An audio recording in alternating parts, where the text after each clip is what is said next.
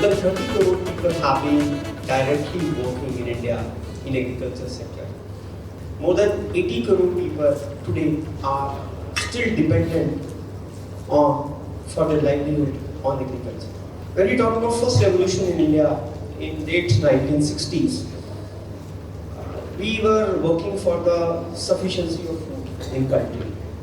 Nobody wanted to make money out of it. It was just we had to import, food grains, and we wanted India to be self-sufficient on food. And when it comes to agriculture, it was a livelihood. And I was talking to Ramesh sir before this session, and we never thought it was a business. But today the things are changing, and there are people who are moving today from large cities to small villages to set up. And it's a very interesting trend to follow. And Ramesh Mittal sir, my first question to you, as you have been director of NIAM, so quickly two things. One is tell us something more about NIAM and the agri-business startup landscape in India. So please. Thank you. NIAM is a 34-year-old organization, and it was recommended by FAO, and the inception report was prepared by IIM Ahmedabad. So it's a Center for Excellence in Southeast Asia with the mandate of research, training, consultancy, education and policy advocacy. And this organization is doing for the betterment of this agri-business across the country, not only in India, even Southeast Asia also. I remember when USDA and USAID, FPO, FAO, APO, these are the international organizations they have touched upon for the capacity building program, which includes this startup ecosystem also. The credit goes to the ministry only. Ministry of Agriculture and Farmer Welfare has introduced a scheme. Although if you look at across the country, a lot of other agencies are also working to support this ecosystem. We have Niti Aayog, MSME, Department of Science and Technology, other departments are also working together, which includes this Software Technology Park of India, and they are also supporting agriculture domain. So this is the ecosystem and the new baby which has come from the ministry itself, which is like quantum jump for this agri-business startup ecosystem in the country. Right now more than 1,000 agri-startups are working, and 29 institutions across the country. Each and every state has one institution, and they are supporting this agri-startup ecosystem. And my organization is also looking after.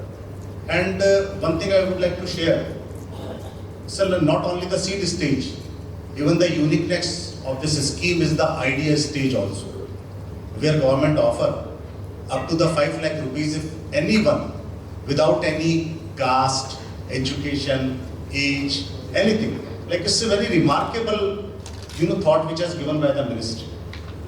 People may just walk in and they can present their idea and they can have 5 lakh rupees to develop that idea.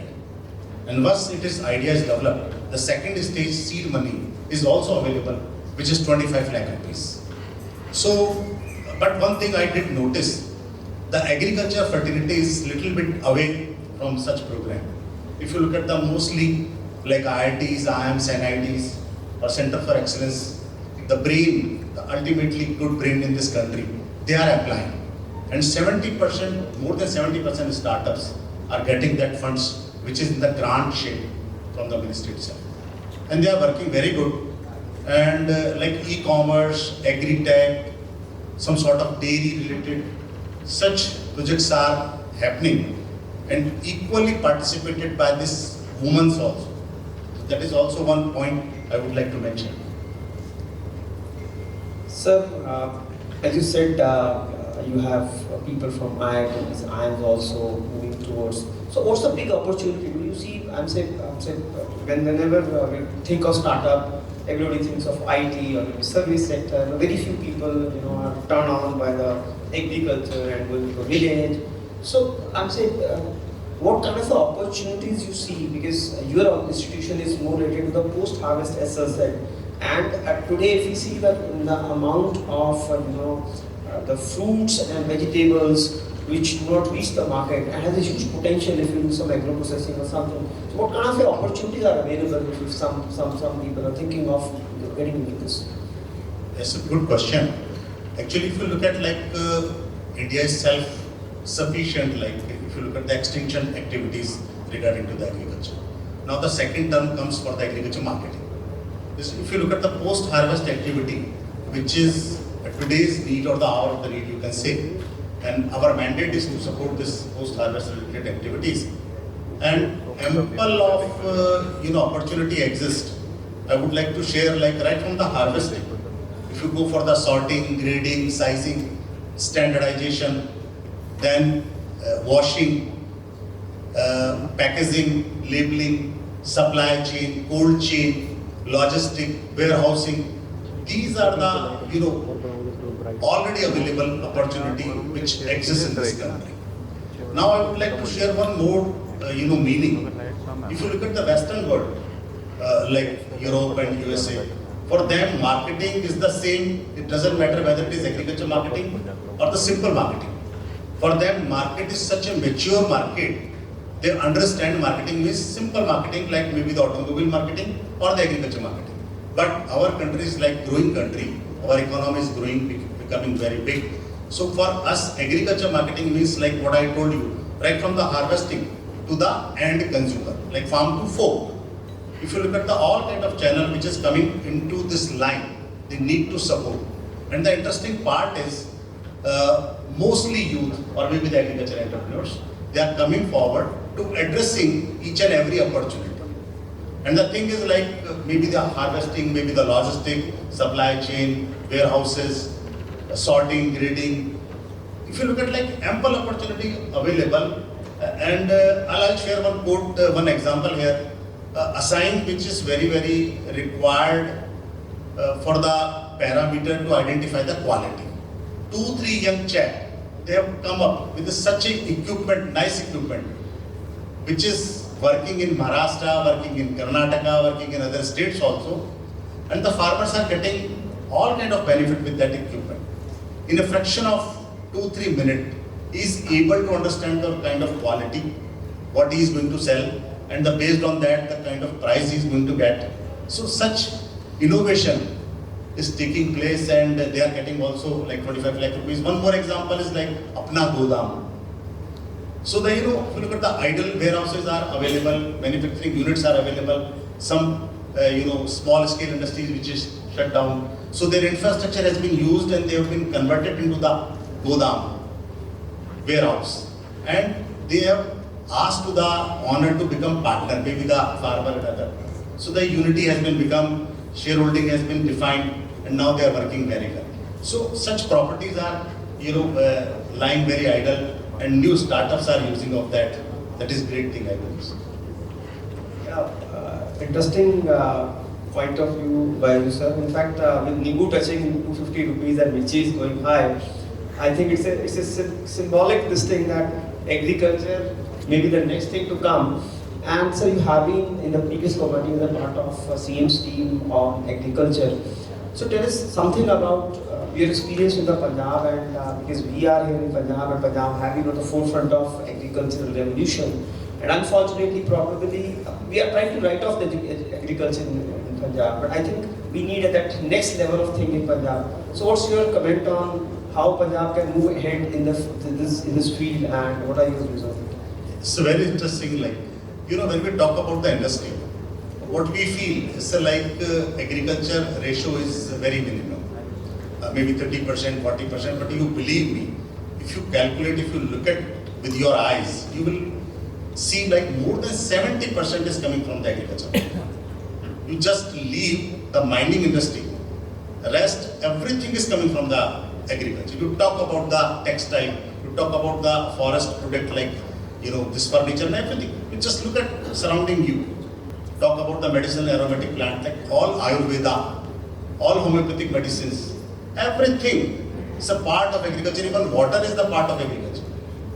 So the forest, horticulture, agriculture, medicinal and aromatic plants, floriculture, dairy, meat, seafood, ample opportunities.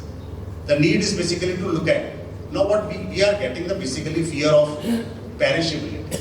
Now look at this entrepreneurship and this startup. The more the risk, the more the profit. Very simple phenomenon. And if you have that science in your mind, I think you are going to win this world. And I remember like 45 years ago I was in the USA. So I look at the entrepreneurship development rate over there. That was more than 5%. In that time in this country, no one knows about this. What is the entrepreneurship? Now credit goes to the ecosystem. Since last 10 years, it is developing. And Punjab is rich for the everything. If you look at the warehouses, maximum warehouses are in Punjab. All kind of crops from the Punjab. Exotic fruit and vegetable which is coming from the Punjab. And Punjab is the gateway for Himachal also. Neighbor state which is Haryana, quite rich. So this ecosystem itself is a very strong. And what we need like good supply chain, good cold storages, good cold chain, and the value addition. And basically we need to identify this value chain also. Sometimes what we feel in value chain as the 10-point scale like 1 to 10 is required, but it is not like that. It may be over on 2 point also. And you can make a lot of money. I remember in Sikkim, when Sikkim was introduced as an organic state, that report was prepared by NIAM only. This buckwheat, which is known as the kuttu atta, kuttu, we eat in the Vrat and all time, festival time also. So if you peel the shell of the kuttu, the prices may shoot up 1,000 times. Now what is the rocket science to peel the shell? So one startup has looked into it and now is exporting. One fellow from the computer science, he has introduced a polymer which is made by the agriculture waste. That was like the peel of this banana and oranges. And now he is exporting to Turkey. 10 container order has been received from the Turkey and is doing. And the important thing is that Japan has eyed on that boy. Japan has given the scholarship to that startup and is growing. So Punjab has lot of opportunities. You talk about what we do not have. If you look at the Rajasthan, which is like water is the scarcity, and they are growing. The startups are coming from the Rajasthan. So why not Punjab? Punjab is rich in water, climate is very good, people are workaholic, what not? So the ecosystem is already developed and 5 agri-incubation centers are already working, which is given by the government of India as well as the state government. So the ample opportunity and seed funds are available, ideas are already with us.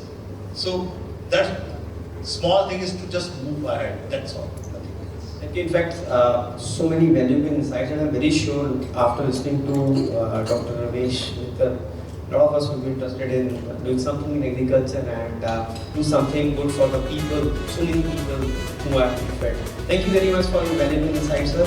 And we are in short of time, so we can always catch up, Ramesh, after the discussion. Thank you. Thank you.